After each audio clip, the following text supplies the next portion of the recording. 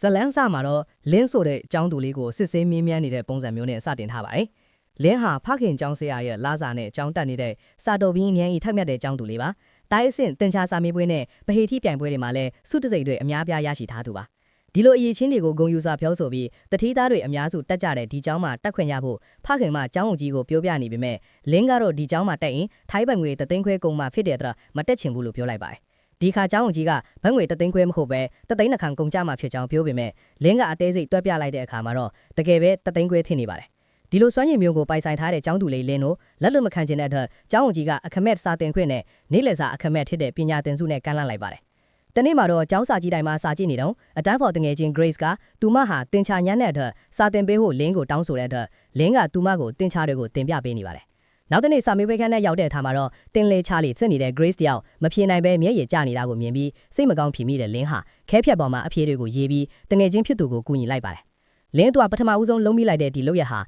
မကောင်းမှုတစ်ခုကိုစတင်မွေးမြူမိလိုက်မှတတိမထားမိကြပါဘူးပတ်ကတော့ Grace ရဲ့ချစ်သူဖြစ်ပါတယ်မိဘတွေကချမ်းသာပေမဲ့စာညံ့တဲ့ចောင်းသားသူပဲဖြစ်ပါတယ်စာမေးပွဲခန်းထဲမှာ Grace ကိုစာခိုးချဖို့ကူညီနေတာကိုသိတဲ့ပတ်ကသူ့ကိုလည်းကူညီပေးဖို့တောင်းဆိုလာပါတယ်ဒါကိုလင်းဘက်ကလက်မခံချင်ခဲ့ပါဘူးဒါပေမဲ့တဖာသားကိုဘတ်3000လုံးနဲ့နောက်ထပ်လူ9ယောက်ကလည်းပေးဆောင်ရတာတင့်ရှိကြောင်းပတ်ကပြောလာတဲ့အခါမှာတော့လင်းဟာဘတ်ငွေစုစုပေါင်း2,3400ရမယ်ဆိုတာတွက်ချပြီးသားထင်နေပါပြီလင်းကြောင်အိမ်ပြန်ရောက်တဲ့အခါမှာတော့မိဘနှစ်ပါးရဲ့ကွာချင်းစာချုပ်ကိုကြည့်ပြီးဖခင်တူတဲ့ရဲ့ဝင်ငွေနဲ့ချိုးတဲ့စွာရက်တည်နေရတာကိုစိတ်မကောင်းထီပြီးမိခင်ကိုလည်းလွမ်းဆွတ်တတိလာမိတာကြောင့်ပီယာနိုတီးပြီးဖြေးသိမ့်နေစဉ်မှာပဲညံကောင်းလွန်းတဲ့လင်းဟာဖြတ်ခနဲ့အတွေ့အကြုံဝင်လာပါတယ်ပီယာနိုလက်တင်ဂီတတွေကိုအသုံးချပြီးစာမေးပွဲခန်းထဲမှာအဖြေတွေကိုအချင်းချင်းပြောပြလို့ရတာကိုတတိထားမိလိုက်တဲ့လင်းဟာတငယ်ချင်းတွေကိုပီယာနိုကိုတ်တွေကိုတင်ပေးဖို့ဆုံးဖြတ်လိုက်ပါတယ်ဒီတစ်ချိန်မှာတော့စာလို့ရမှာပြင်းတဲ့သူတွေဟာခက်ခဲတဲ့ပီယာနိုလက်ကွက်တွေကိုတော့စိတ်ပါဝင်စားစွာတင်ယူနေကြပါတော့တယ်စာမေးပွဲခန်းရောက်တဲ့အခါမှာလဲသူတို့ဟာလင်းရဲ့လက်လှရှာမှုအချင်းကိုပဲမျှော်လင့်နေကြပါတယ်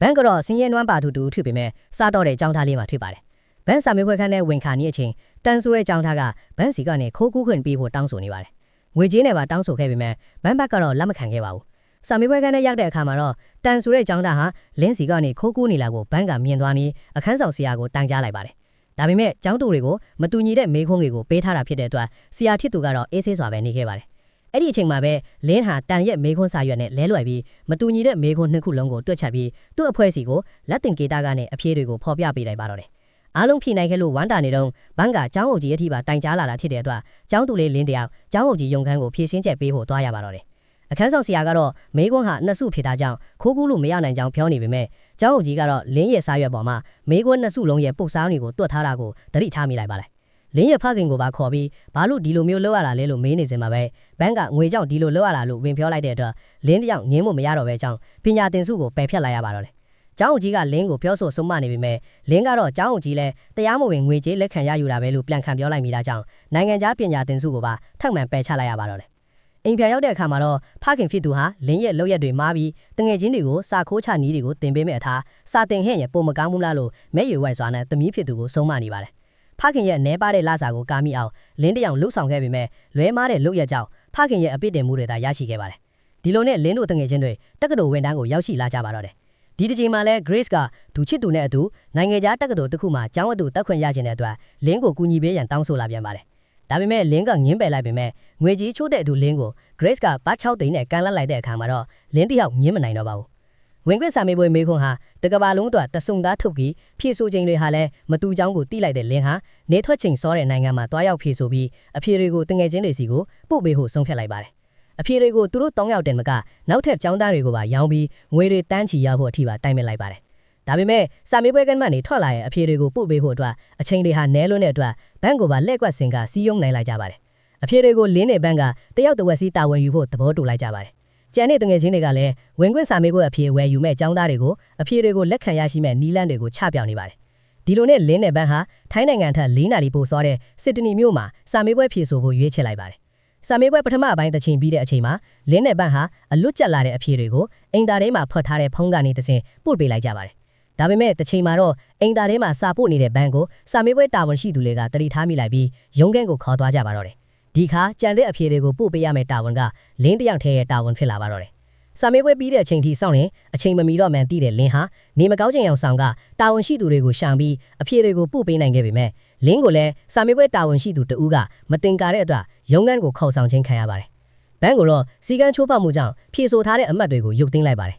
ဘန်းအရေးချန်ခံရတဲ့အတွက်ဝမ်းတဲစွာပြန်လာတဲ့လင်းကိုတငယ်ချင်းတွေကအောင်မြင်သူတူလို့ကြိုဆိုကြပေမဲ့လင်းကတော့လက်မခံခဲ့ပါဘူးတငယ်ချင်းတွေကိုလည်းတက်ကတူဆိုတာအခုစာမေးပွဲမေးခွန်းတွေလို့မဟုတ်ပဲတက်ကတူအတူတာထွေကြရင်လည်းငါစီကနေခိုးခုခွင့်ပေးမှမဟုတ်ကြဘူးလို့ပြောပြီးထွက်လာပါတယ်အပြင်ကိုရောက်တဲ့အခါမှာတော့သူ့ကိုလာကြိုးတဲ့အဖေဖြစ်သူနဲ့တွေ့ပါတော့တယ်ဒုတိယအမကိုထပ်မံကျူးလွန်ထားတဲ့လင်းဟာအဖေဖြစ်သူကိုအာနာတောင်းပန်တဲ့အကြည့်နဲ့မရဲရဲကြည့်ပြီးအဖြစ်မှန်ကိုမသိတဲ့အဖေဖြစ်သူကိုဝန်ခံစရာရှိတယ်ဆိုတာဖတ်ပြီးခိုးချောလိုက်ပါတော့တယ်လင်းဟာနိုင်ငံခြားစာမေးပွဲမှာအမှတ်ကောင်းခဲ့ပေမဲ့သူ့ရဲ့အပြစ်တွေကိုပေးဆပ်ဖို့အတွက်ကျောင်းဆရာမဘဝကိုရရှိဖို့အတွက်အင်တာဗျူးဖြေဆိုနေစဉ်မှာပဲဘန်းတယောက်ကတော့သူ့ရဲ့ပြစ်မှုအတွက်ကျောင်းထုတ်ခံရပါတယ်ဒါပေမဲ့ဘန်းတယောက်နောင်တော့မရပဲနောက်ထပ်ငွေရမယ်စာမေးပွဲအတွက်လင်းကိုကမ်းလှမ်းလာပါတယ်နောက်ထပ်အမားတွေကိုထပ်မမားချင်တော့တဲ့လင်းကငင်းနေပေမဲ့ဘန်းကတော့ငွေပမာဏအများပြားနဲ့မှတ်လုံးပေးဆွဲဆောင်နေတာကြောင့်ပတ်စံနည်းနည်းလေးနဲ့ကျောင်းဆရာမအလုပ်ကိုဘာလို့လုပ်နေမှာလဲလို့ပြောလိုက်ပါတယ်